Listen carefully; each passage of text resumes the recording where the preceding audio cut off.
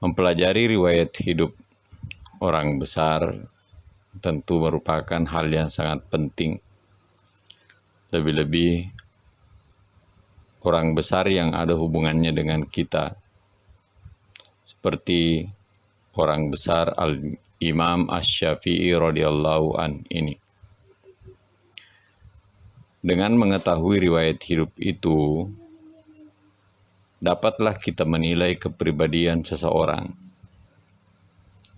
Bagi kita, dengan mengenal kepribadian Al-Imam Asy-Syafi'i radhiyallahu an, ini akan lebih memantapkan serta menimbulkan penilaian yang lebih baik kepada diri beliau. Al-Imam Asy-Syafi'i radhiyallahu an, namanya adalah Muhammad. Lahir pada tahun 150 Hijriah atau 766 Masehi di Gaza, daerah yang diduduki Israel sekarang. Pada tahun itu wafat Al-Imam Abu Hanifah di Baghdad, pendiri mazhab Hanafi.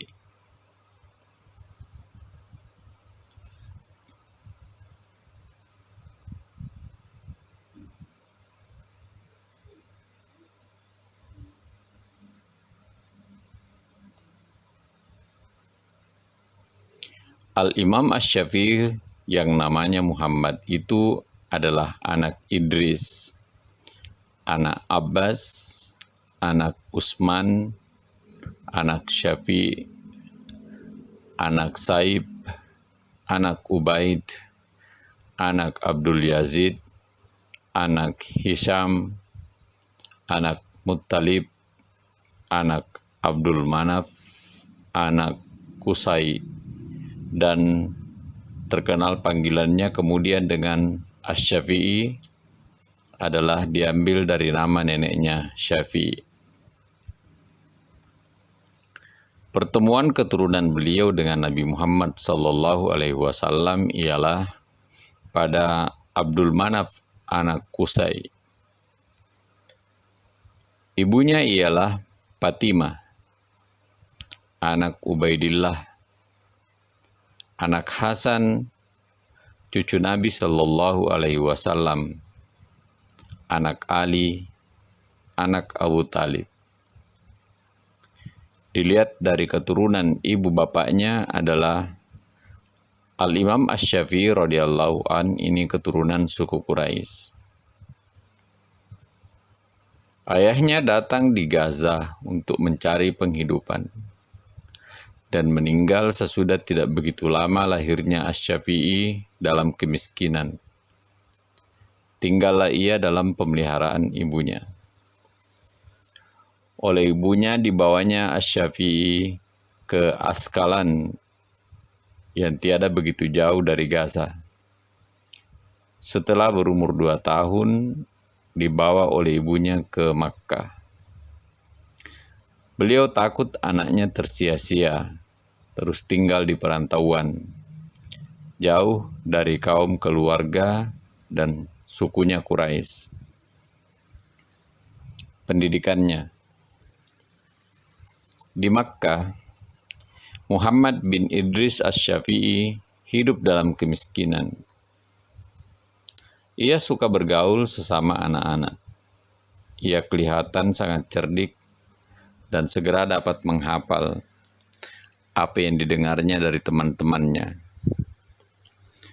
Pada umur 7 tahun, ia belajar membaca Al-Quran pada Syekh Ismail bin Kustantin, seorang ahli baca Al-Quran yang terkenal di Makkah pada waktu itu. Pada usia 9 tahun, Muhammad bin Idris sudah menghafal Al-Quran dengan baik dan menguasai artinya. Sewaktu ia berusia 13 tahun, maka terjadilah suatu peristiwa di Masjidil Haram Makkah yang tidak dapat dilupakan. yaitu ketika ia membaca Al-Quran, maka semua pendengarnya mendengar dengan khusyuk dan penuh keharuan, sampai mereka itu menangis. Mereka kemudian selalu mengatakan, apabila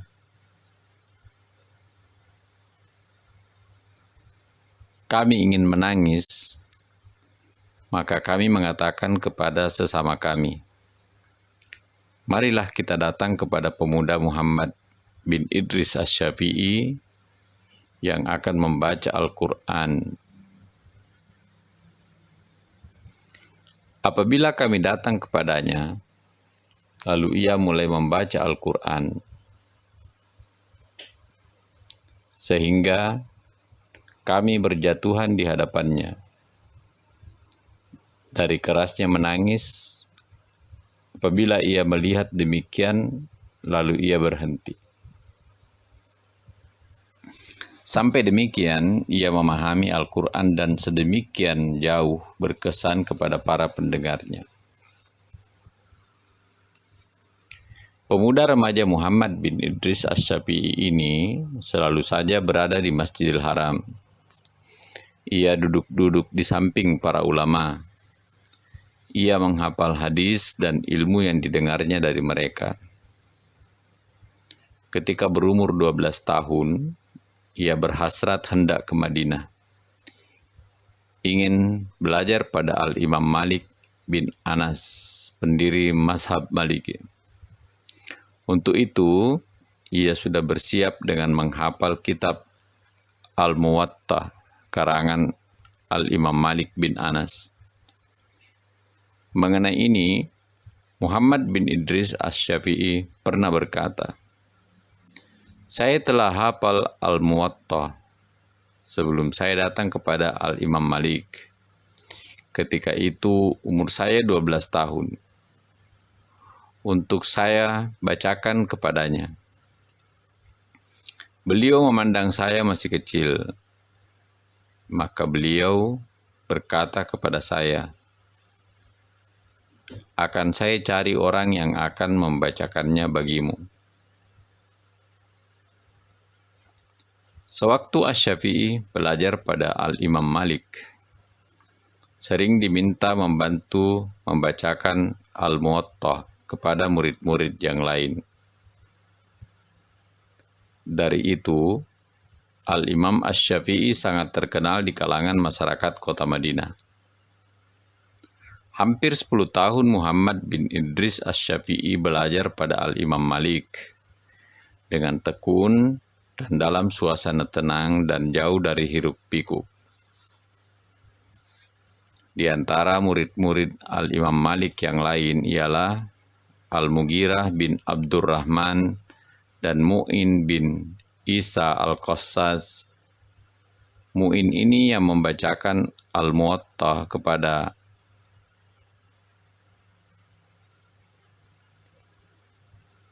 Harunur Rasyid dan 2 orang putranya Al-Amin dan Al-Ma'mun. Al-Imam Malik memegang Asy-Syafi'i ketika keluar dari Masjid Madinah karena lanjut usianya, sehingga Asy-Syafi'i dinamakan tongkat Malik. Antara murid dengan gurunya itu demikian erat hubungannya. Murid bergantung dengan gurunya, dan guru bergantung dengan muridnya. Al-Imam Malik pernah berkata, belum pernah datang kepadaku seorang Quraisy pun yang lebih pandai dari pemuda ini. Pada suatu hari, pemuda Asy-Syafi'i melihat banyak kuda dari Khurasan dan Mesir di pintu Al-Imam Malik. Maka ia berkata kepada Al-Imam Malik, alangkah bagusnya semua kuda ini. Tuan guru lalu menjawab, semuanya hadiahku kepadamu. Asy-Syafi'i lalu berkata, ambillah seekor untuk tuan guru sendiri yang akan tuan guru pakai.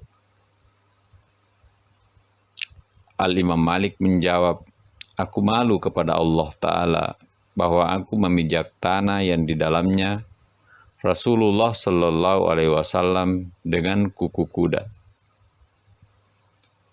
Dari itu tidak pernah sekali-kali kelihatan Al-Imam Malik berkendaraan di Madinah. Kalau tidaklah demikian erat hubungan antara sang murid dengan gurunya, niscaya Asy-Syafi'i pulang ke negerinya, seperti yang diperbuat oleh puluhan murid-murid Al-Imam Malik yang lain. Al-Imam Asy-Syafi'i demikian bangga dengan gurunya, sehingga ia mengatakan, apabila disebutkan ulama, maka Malik itu bintangnya yang gemerlapan, dan tidak ada kitab di bumi tentang fikih dan ilmu yang lebih banyak betulnya dari kitab Malik. Dan kalau tidak, adalah Malik dan Ibnu Uyainah, niscaya hilanglah ilmu negeri Hijaz dan lain-lain, dan ucapannya. Asy-Syafi'i sangat mengutamakan ilmu pengetahuan dan disiplin. Ia membagikan waktu malamnya menjadi 3 bagian, sepertiga untuk menulis ilmu pengetahuan, sepertiga untuk sholat dan ibadah yang lain, dan sepertiganya lagi untuk tidur dan istirahat.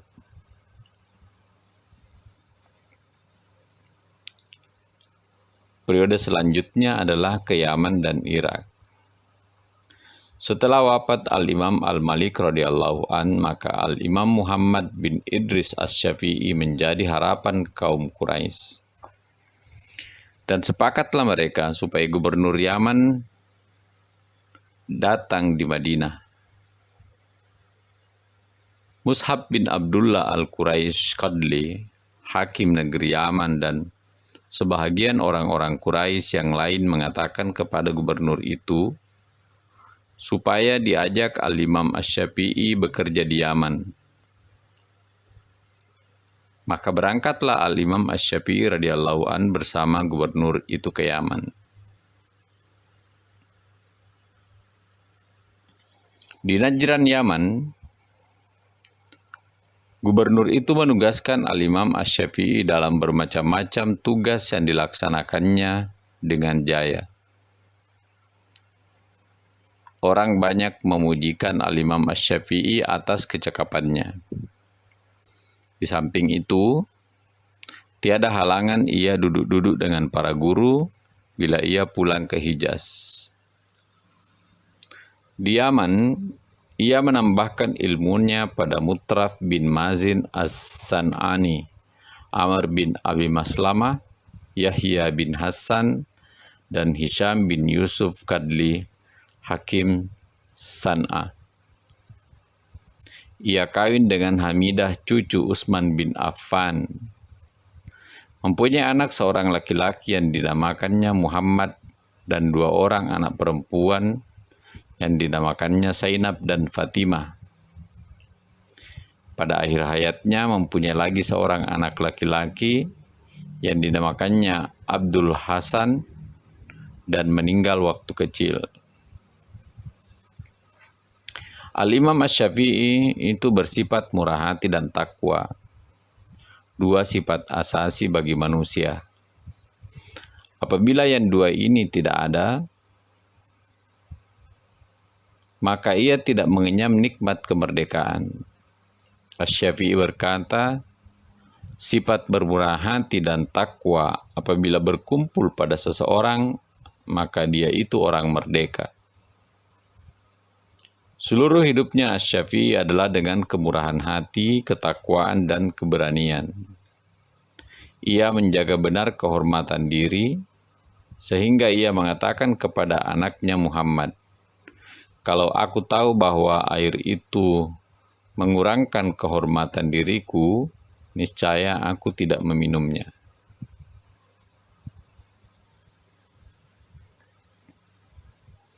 Ia mengatakan, bagi kehormatan diri itu mempunyai 4 sendi.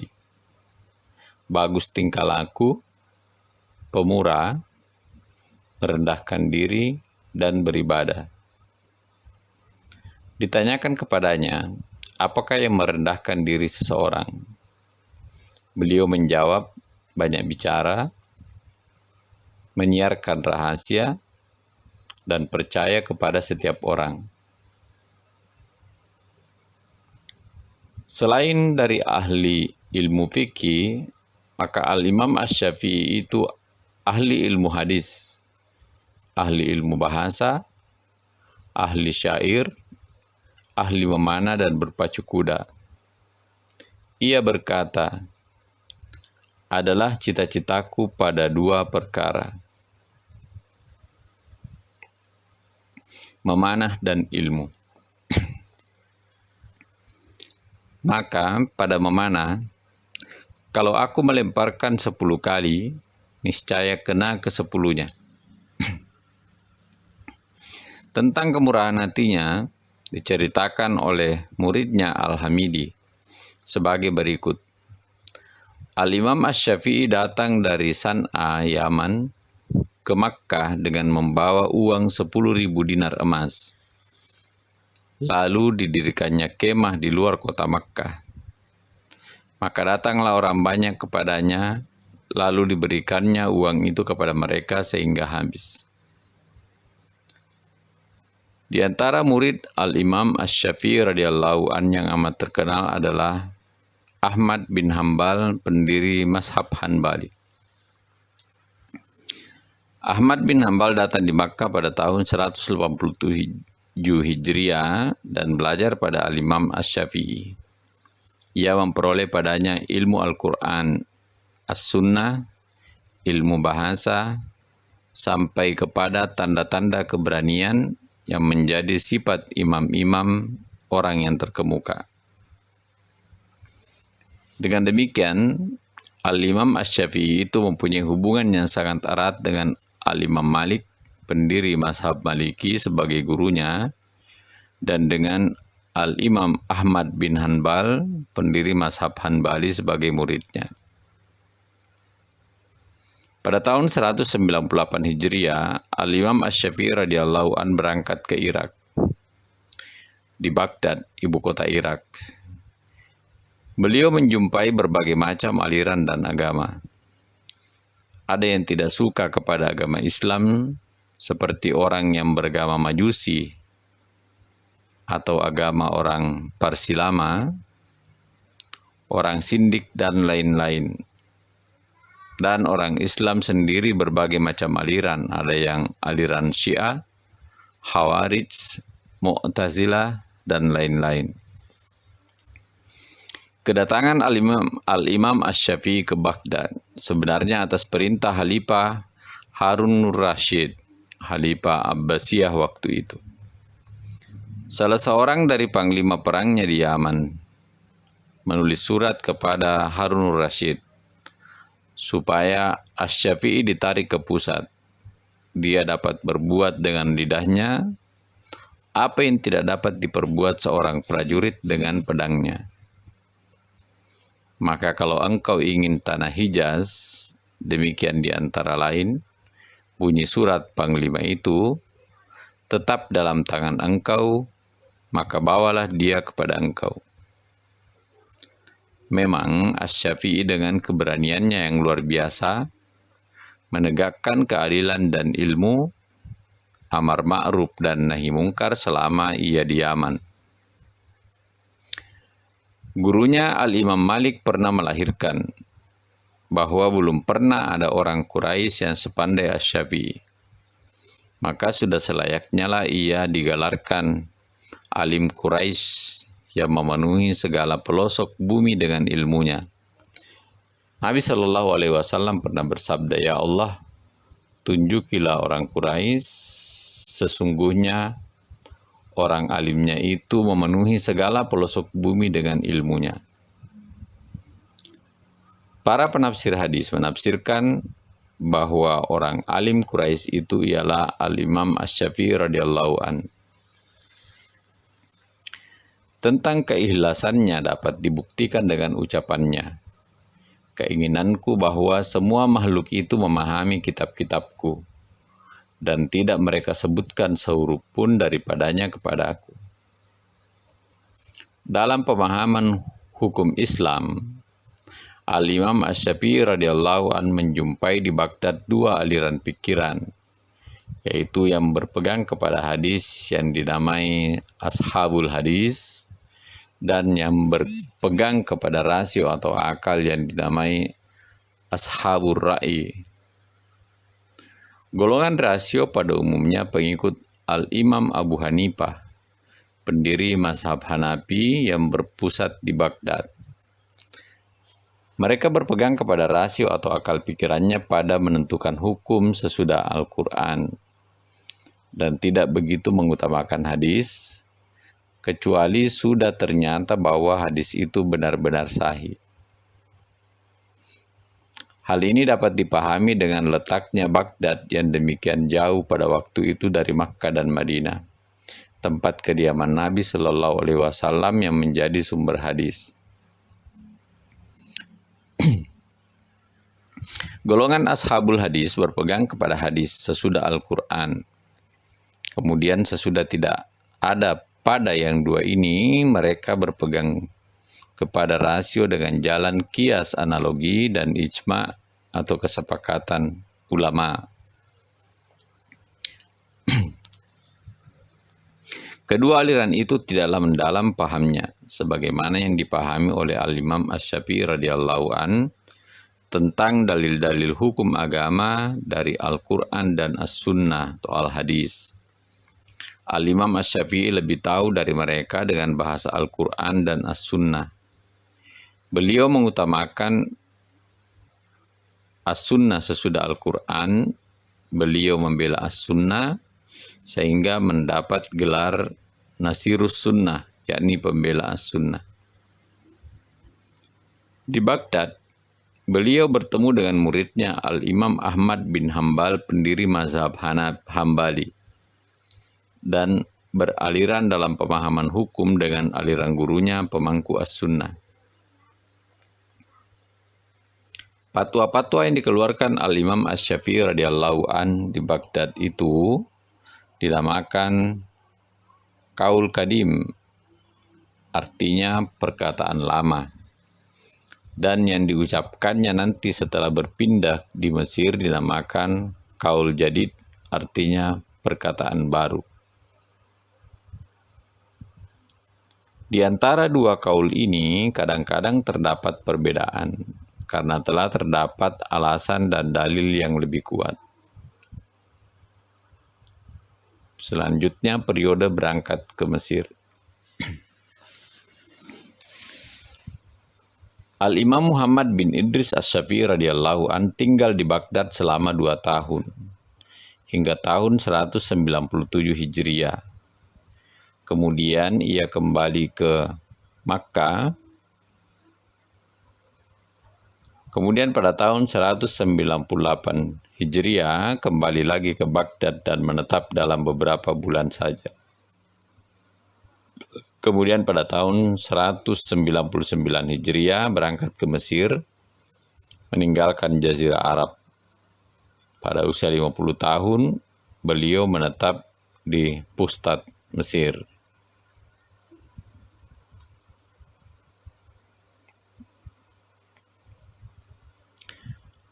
Kedatangannya di Mesir disambut dengan gembira sekali oleh para ulama dan rakyat Mesir. Rakyat dan ulama Mesir sangat memerlukan kepada pengetahuan Al-Imam Asy-Syafi'i dalam memahami agama. Beliau menetap di Mesir mendekati 5 tahun, sehingga akhir bulan Rajab tahun 204 Hijriah, tahun beliau wafat dalam usia 54 tahun.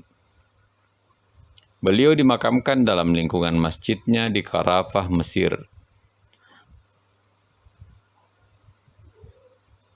Beliau dimakamkan pada hari Jumat, sesudah sholat asar tanggal 29 Rajab tahun 204 Hijriah.